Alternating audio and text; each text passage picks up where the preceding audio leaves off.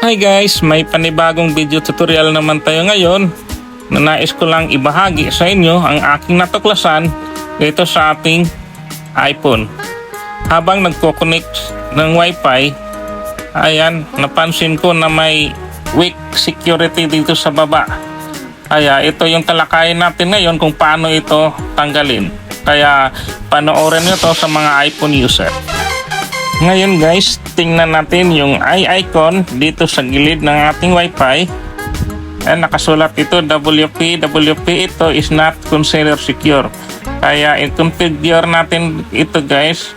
Ilipat natin ito sa WP3. Kaya scroll down lang tayo. Kung makita nyo to yung router number guys, i-copy natin to. Saka makikita din ito sa likod ng ating router mismo. Copy natin yan, then punta tayo sa browser. Sa akin, gamit ko Safari dahil naka-iPhone tayo, Safari yung gamitin natin. So dito, i-paste natin yung router number dito guys. Pag ma-search nyo na to guys, ito yung lalabas dahil naka-Globe at Home tayo, magkaiba yung router number nito sa ibang network, MAP-LDT man, Converge o Smart Modem. Pero lahat ng details na sa likod ng inyong router, pati yung username at password. Kaya yon ang ilalagin nyo guys pag mag-open kayo ng router number. Now, login na natin dahil naka-login ako dito guys. Autofill na password na ako dito. Ayan.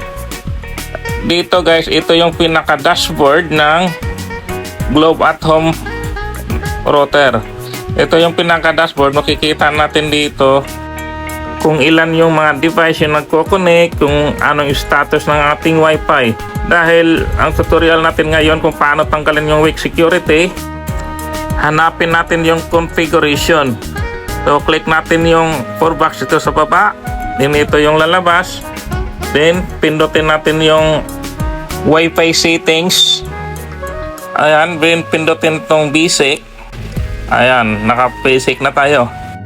Pindutin natin tong advanced settings. Ayan, kung saan tayo nagko-connect na may weak security. Ililipat natin to. I-check muna natin sa Wi-Fi connection kung saan natin to ililipat sa connection. Ayan, sa WPE to WPE3. So, doon natin ililipat yung ating authentication type.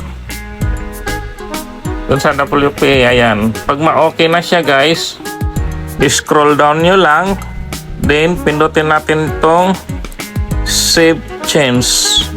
Ayan, pag naglo-loading, hintayin natin hanggang sa configuration is done. Pag okay na guys, tingnan natin dito sa advanced settings kung nalipat na ba yung authentication type. Ayan, nalipat na siya guys. So ngayon, back na natin. Tingnan natin sa ating Wi-Fi connection sa settings ng ating iPhone. Click natin yung Wi-Fi, yung Go Fiber. Ayan guys, wala na siya. Tanggal na yung weak security. Dahil na-configure na natin to guys, ayan.